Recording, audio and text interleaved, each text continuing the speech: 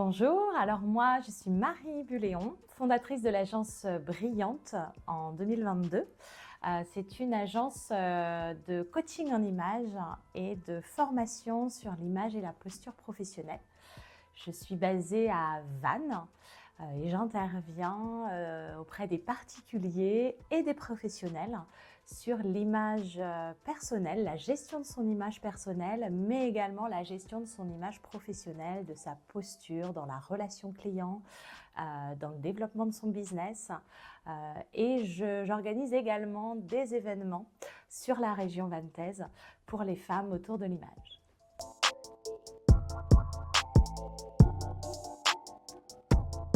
Alors moi, je viens du monde de la communication. J'ai fait 15 ans de communication dans ma vie précédente. Je travaillais j'étais chargée de communication, chef de projet de communication dans des structures publiques.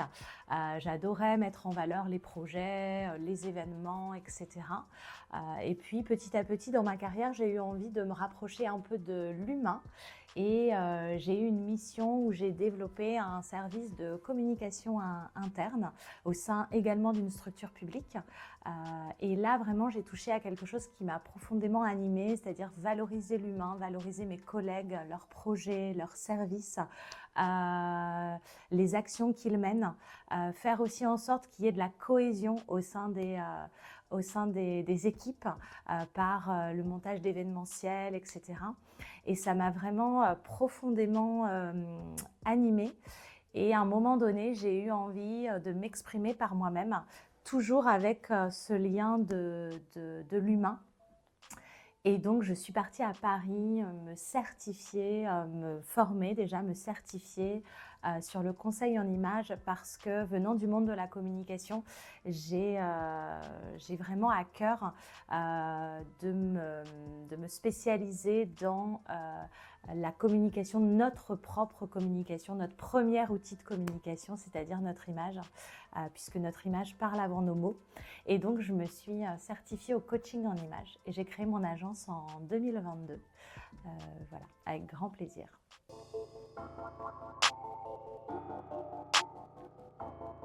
Mon burn-out en 2021. Effectivement, j'ai été jusqu'à l'épuisement professionnel dans le sens ne plus être à ma place. Vraiment ne plus du tout me sentir animée par ma mission, mes actions, sentir qu'à l'intérieur, ça ne résonnait plus. Et à ce moment-là, j'ai senti que j'y arrivais plus. C'est très très compliqué en tant que professionnel, surtout quand on a à cœur de bien faire les choses, d'en arriver là. Mais ça a été, je crois, la meilleure chose peut-être qu'il me soit arrivée parce que ça a été une année de profonde réflexion grâce aussi à un bilan de compétences, à vraiment se poser les bonnes questions, à ouvrir le champ des possibles. Moi, j'ai vraiment ouvert le champ des possibles. J'ai essayé de mettre de côté toutes mes peurs du moment, de l'inconnu, de ce qui allait se passer derrière, parce que quand j'ai été arrêtée, je ne savais pas où j'allais aller. Et j'ai été vers quelque chose que j'aurais jamais forcément imaginé. Et aujourd'hui, je me sens profondément à ma place. Donc voilà.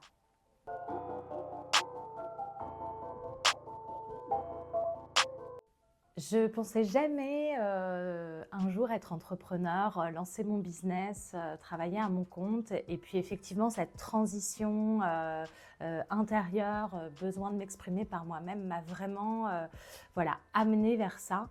Amenée vers le fait, vers le conseil en image, mais que j'ai pensé moi dès le départ comme un outil au service de quelque chose de plus grand. C'est-à-dire que j'accompagne des clientes mais en individuel, mais je fais aussi de la transmission, de la formation auprès d'étudiants, auprès de salariés dans les entreprises, auprès d'entrepreneurs. Ce qui m'a poussée à ça, c'est vraiment d'accompagner l'humain dans des dimensions de valorisation de soi, de maîtrise aussi de sa propre communication, de sa communication vis-à-vis de lui-même et dans la relation de la communication interpersonnelle avec les autres. Donc, c'est ce qui m'a vraiment profondément guidée dans le fait de me lancer. Et au final, aujourd'hui, je m'épanouis pleinement dans l'entrepreneuriat.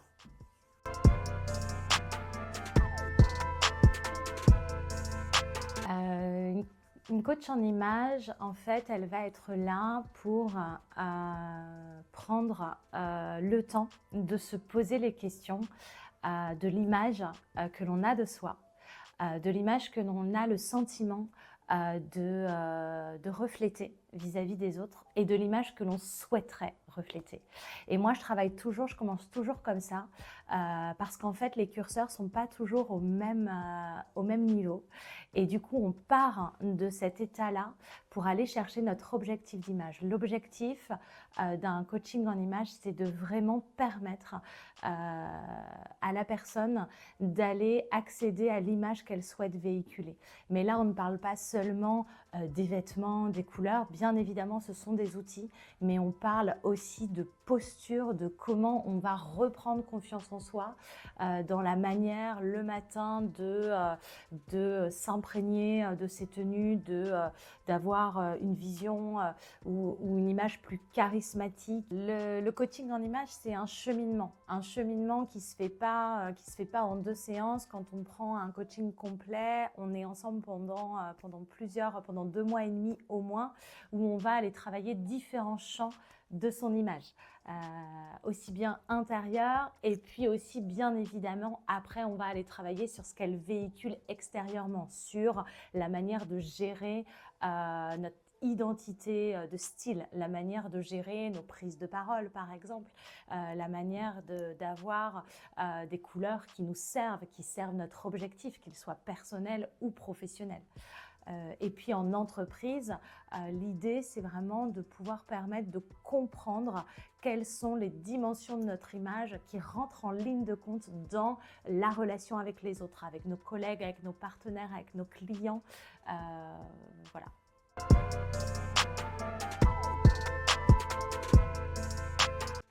On ne se rend pas compte en fait souvent de ce que notre image envoie comme message.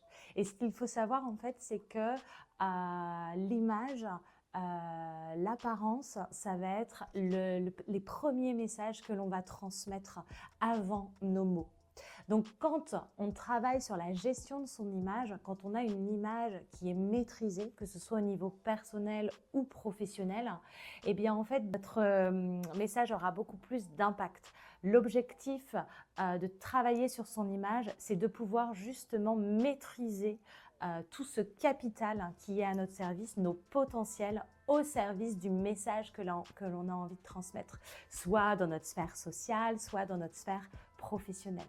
Donc l'image, travailler sur son image, ça a un vrai impact de venir servir notre message à travers des couleurs qui vont servir nos objectifs, parce que les couleurs, on ne les utilise pas au hasard. Un noir ne dira pas la même chose qu'un rose pastel, un bleu nuit ne dira pas la même chose qu'un vert pétillant.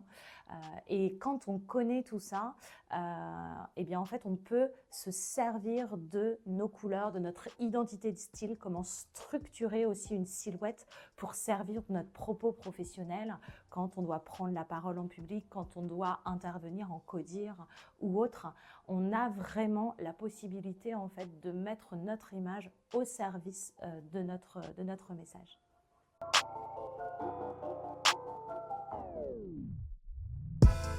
Mes clientes, elles viennent souvent vers moi et mes clients également pour des questions de posture, de manque de légitimité en milieu professionnel, d'avoir le sentiment qu'au regard des autres, dans ce qu'elles véhiculent, elles ont moins d'impact et donc moins de charisme. Il y a souvent cette dimension de charisme, d'une posture charismatique, d'une posture d'impact en milieu professionnel. Et ça, c'est un défi que j'adore relever avec elles et que j'adore justement travailler avec elles, à quel point en fait chacun peut avoir un impact, mais il l'aura que quand il se connectera à ce qu'il est intérieurement. Il ne s'agit pas simplement, c'est ça le grand défi pour moi dans le conseil en image, c'est pas de se dire qu'en fait c'est nos vêtements qui disent tout, c'est comment nos vêtements reflètent exactement qui l'on est, exactement notre identité, notre personnalité, nos valeurs, comment notre image va servir tout ça. Et c'est là qu'en fait, quand on y arrive, on relève le défi de vraiment connecter l'image intérieure avec l'image que l'on véhicule.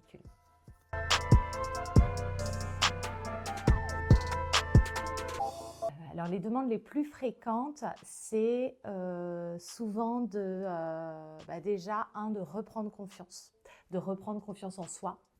Ça, c'est vraiment quelque chose qui revient souvent. Et puis, il y a beaucoup d'intérêt à connaître aussi ses couleurs au niveau particulier. Dans les coachings individuels, à connaître vraiment les couleurs qui nous servent, la manière de valoriser sa silhouette. Ça, c'est vraiment à titre individuel. Beaucoup de demandes que j'ai à ce niveau-là et que je comprends parce qu'effectivement, quand on connaît ces couleurs, quand on connaît la manière dont est structurée notre silhouette, eh bien, en fait, on peut d'autant plus facilement se valoriser, d'autant plus facilement utiliser les pièces de son dressing.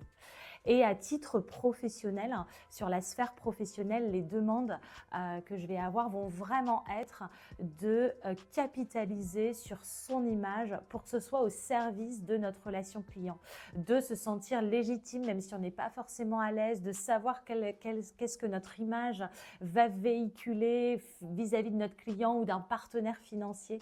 C'est vraiment ça, ces dimensions-là que je traite le plus souvent.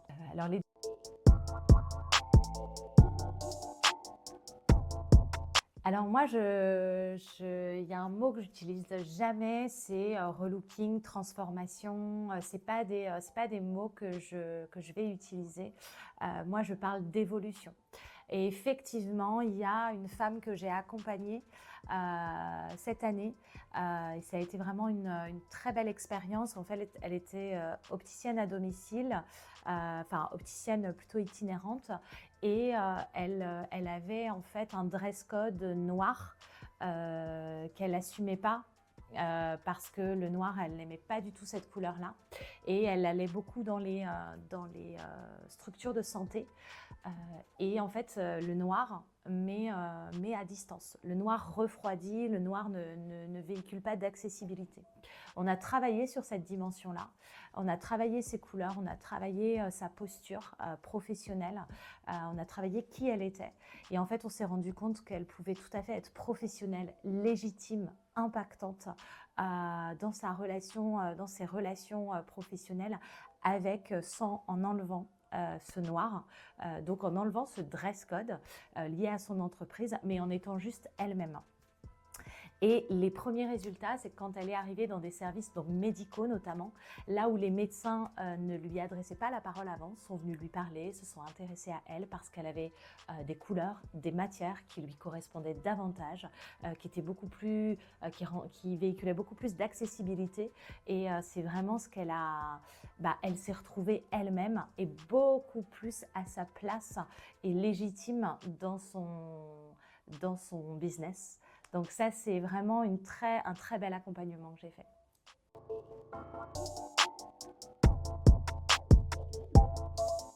Alors moi, j'ai beaucoup de difficultés à parler d'erreur parce que j'essaie toujours d'être dans quelque chose de bienveillant et de se dire ce que les femmes, ce que je remarque souvent chez les femmes, c'est qu'elles ne valorisent pas leur silhouette.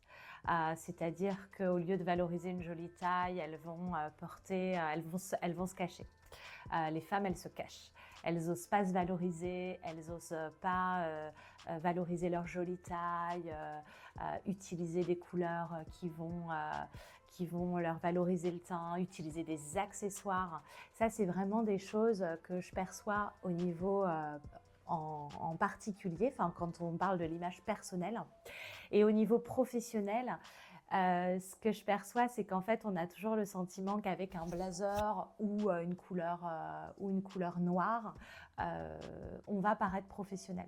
Or, en fait, ça, c'est une erreur, c'est-à-dire qu'il faut le ressentir, il faut que le blazer, on se sente bien avec, il faut que la couleur noire, elle nous parle et qu'elle soit connectée à notre identité. Et en fait, ça, ce sont des erreurs de croire que en noir ou en blazer, on paraît professionnel. Après, c'est ce qu'on va véhiculer dans la manière dont on va se tenir, dans comment ça se connecte à notre identité, à nos valeurs.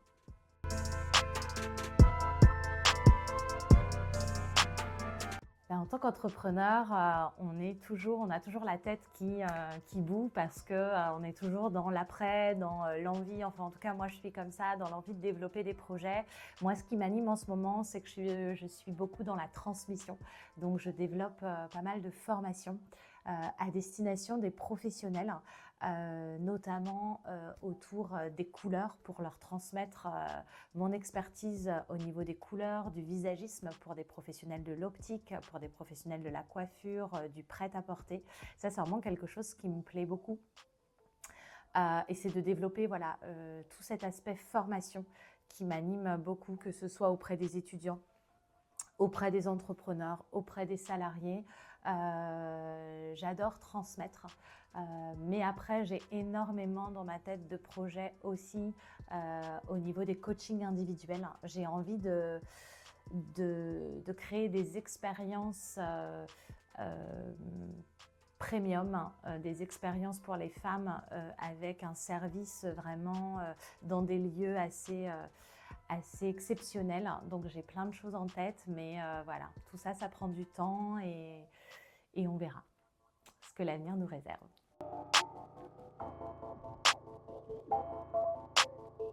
Un conseil, c'est que je lui indiquerai d'abord de définir ses valeurs intrinsèques, les valeurs qui le guident dans sa vie, ses valeurs professionnelles, celles qui le guident de manière professionnelle.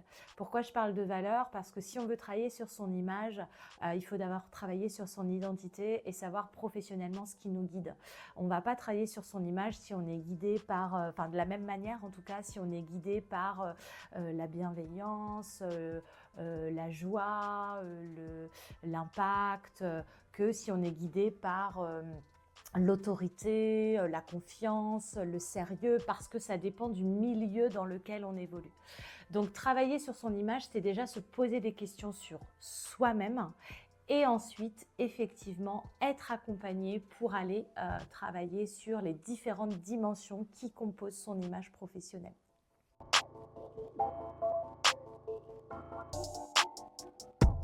Je voudrais conclure en évoquant une dimension que j'ai connue dans justement mon évolution professionnelle, c'est d'oser à un moment donné ouvrir le champ des possibles, croire en fait que ce dont on rêve, ce vers quoi on a envie d'aller, c'est possible. Moi je l'ai expérimenté parce que vraiment j'avais vraiment plus rien. J'ai cru étape par étape et en fait le fait de croire, de chaque jour manifester, de chaque jour identifier là où on a envie d'aller, et bien en fait on y arrive. Et aujourd'hui, 3 ans après la création de mon agence, je peux dire que quand on ouvre le champ des possibles, c'est merveilleux.